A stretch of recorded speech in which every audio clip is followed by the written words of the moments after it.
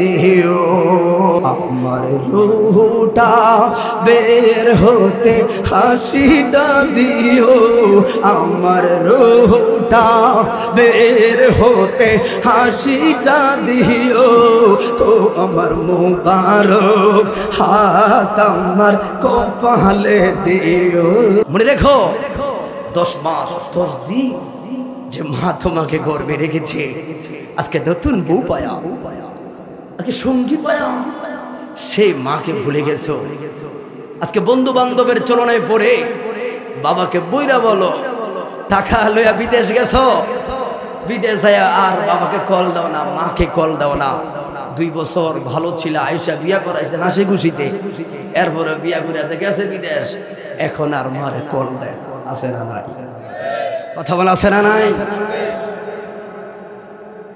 এজন্য বলি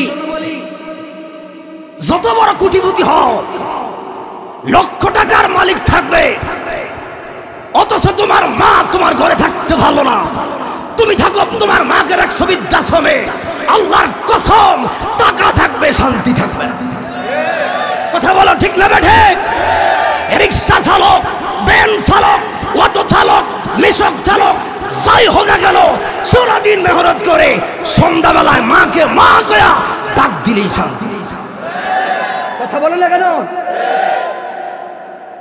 আছে অনেক লোক মা বাপকে রেখে আসে এটা ভালো না মা বাবা অতি সম্মান সবাই জবান খুলে একবার বলি আল্লাহু আকবার আমরা আশাতে আপনারা বড় খুশি হন না কেন আপনারা জানেন না আজকে যে এখানে বসা আছি একটু পরে যিনি আসবে দুইজন একসাথে বসা এই দুইজনের একসাথে বসার ইসলামী জীবনে তো কত কাহিনী আছে আল্লাহ পাক রব্বুল আলামিন অনেক জায়গা মা বাবার প্রতি সম্মান শ্রদ্ধার কথা বলেছে এরপরও তো আমরা জানি মানি কিন্তু আমল করি না কথা বলো ঠিক না ঠিক আচ্ছা এই মঞ্চে মানাই কার হাত তোলেছে এখানে মানাই কার হাত নামান বাবা নাই কার দেখছেন অনেকের মা নাই এই জন্য একটা পরিবেশ যেখানে মা বাপ যাদের নাই তারাই বেশি আসছে কথা বলো ঠিক না ঠিক এই জন্য বলি বাবা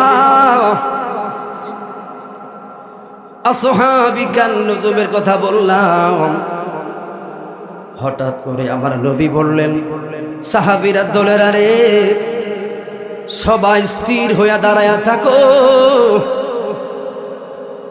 দরবারে কেউ বইতে পারবি না আমার একজন মেহমান আইব সাহাবীরা দাঁড়াইল রে আমার নবী নিজে দাঁড়াইল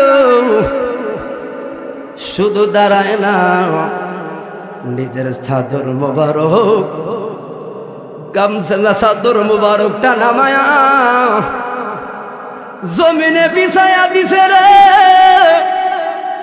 আর মেহমানের জন্য অপেক্ষা রইল ওমর ফারুক আবু বকর বাইরে আল্লাহর জমিনে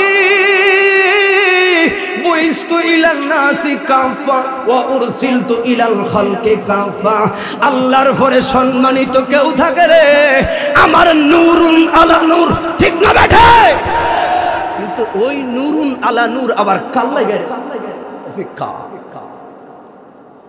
বুঝলাম না গো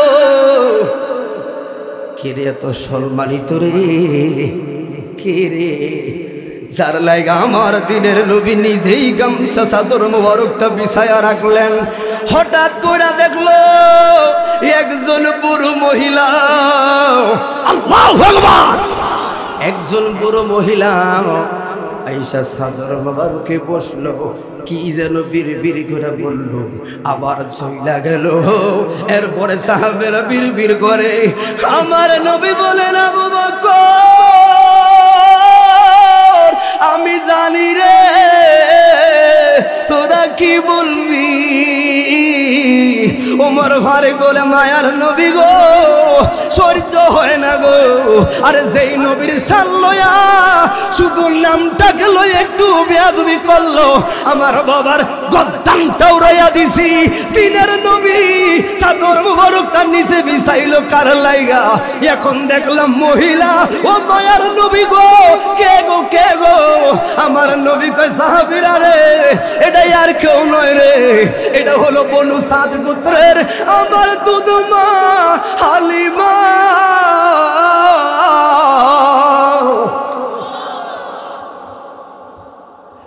আমার মা আমারে দেখতে আইব, আমারে দেখার লাগে মদিনায় আইব। মারে কোন জায়গায় বসায়াম, কোন চেয়ারটা মারে দিব, কোন চেয়ারটায় বসাইলে আমার মা হালিমার সম্মান হইব? আমি নবী চিন্তা করলাম, আল্লাহর নবী দেহে মুবারকে যে কাপড়গুলো লাগলো, ওই কাপড়গুলো দুনিয়ার সব আসবাবপত্র চাইতে দামি রে, ঠিক না বেঠে? এই জন্য নিজের চাদর মুবারকটা বিছাইয়া দিলেন।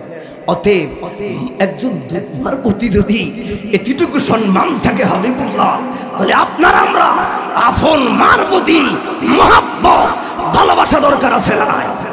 একটু হাত তুলে বলে আছে না নাই? আবার বলে আছে না নাই? আল্লাহ কবুল করুক সকলে বলুন আমিন। যাদের বাবা কবরে টাকা থাকলে সম্মানিত হওয়া যায় না।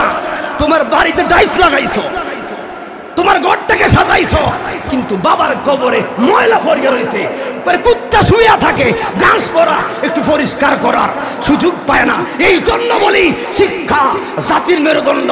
এটাই হলো সবচাইতে বড় মিথ্যা, মিথ্যা, মিথ্যা। সত্যটা কি? সুশিক্ষা, দ্বীনি শিক্ষাই হলো জাতির মেরুদণ্ড। কথা বলো ঠিক না বেঠিক? এই শিক্ষিত জাতিরা, আজকে পোস্টারে উল্লেখ আছে, শিক্ষিত জাতিরাই বুলেট বোমা বানায়া আমার নিরহ নিরহ গাজার মুসলমানদের বুক ঝাঁঝরা করছে। কথা বলেন, শিক্ষিত জাতিরা টেবিলের তল দিয়ে লাখ টাকা মারে কলমের কোথায়। কথা বলেন না কেন? এই জন্য এমন শিক্ষার দরকার নাই যে শিক্ষা সমাজ দেশ রাষ্ট্রের ক্ষতি হবে। এমন শিক্ষা আমার ওই রিক্সা চালকে ভালা, যদি আমার ভিতরে আদব ভদ্রতা থাকে, মা বাবার প্রতি সম্মান। কথা বলো ঠিক না বেঠি? এই জন্য সর্বক্ষেত্রে শুধু একটা বলা, ওই যে যারা 3.5 হাত দরবারের হুজুর একটা গজল লেখছিল, জান্নাতুল বাকিতে গিয়ে মতলব ফরাদি গানি দরবারে পিসা হুজুর মঞ্জুর আহমেদ রাফাই রহমতুল্লাহ আলাইহি। এবার মদিনাতে জান্নাতুল বাকির একটা লোক ওনাকে বললাম, ওনার কবরটা না ধরে। হাই রে মক্কা মদিনা যারা গেছেন তারা বুঝেন সুন্দর কি জিনিস, মহব্বত কাকে বলে। এই ডক্টর এনাতুল্লাহ আব্বাসীকে আমরা সুন্নি বলি, অনেকে গোলাপি এটাই বলে, কিন্তু শিক্ষার একটা গুণ আমি ওই দিন দেখেছি। লাস্টের দিন 17 রমজান উল্লাহ শেখ হুজুর কে নিয়ে কষ্ট হচ্ছে আপনাদের? আমি ওয়াজ করতে আসি নাই, আমি একটু মনের কথা বলবো। এটা আমার এলাকা, ওয়াজ করবে তাহির ভাই। মক্কাতে 8 দিন নামাজ চললাম, একদিন লোকমা পড়তে দেখি নাই। কারণ মক্কা মদিনার ইমামদের সবচাইতে ইলম বেশি, প্রশিক্ষণ বেশি, দক্ষতা বেশি। কথা বলো ঠিক না ঠিক? একদিন মক্কাতে ইমাম দেখি নাই। ইতিহাস কিংবা আমি জানলাম মক্কার চাইতে মদিনার ইমামরা আরো গ্রাজুয়েট, কিন্তু 8 দিন মদিনাতে তারাবির নামাজ পড়লাম। 8 দিনে প্রত্যেক দিন 2-3 লোকমা পড়ছে। তারাবি তো লোকমা পড়লে কি আমরা কি ভালো কই না খারাপ? কথা বলে না কেন? লোকমা পড়ছে। লাস্টের দিন আমি ওলিল্লাহ আশিক হুজুর একসাথে ছিলাম। আমি প্রশ্ন করলাম, হুজুর এরা এতবার ভুল করার পরে এতবার এত এগো, এরা মক্কা মদিনা ইমাম, এগো যদি ভুল হয় তাহলে আঙ্গু কি তুই?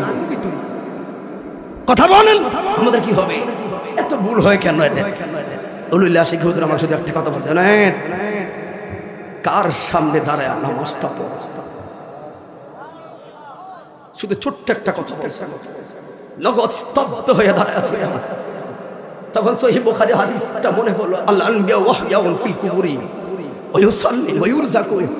সকল নবীরা জিন্দা, আরে নবীদের নবী যিনি, দু জাহানের বাদশা নবী যিনি, হায়াত নবী যিনি, নূরুন আলা নূর নবী যিনি, আরে মাত্র 10 হাত দূরে শহরে এদের নূর নবীর সামনে এরা যে দাঁড়াইছে এটাই তো অনেক বেশি।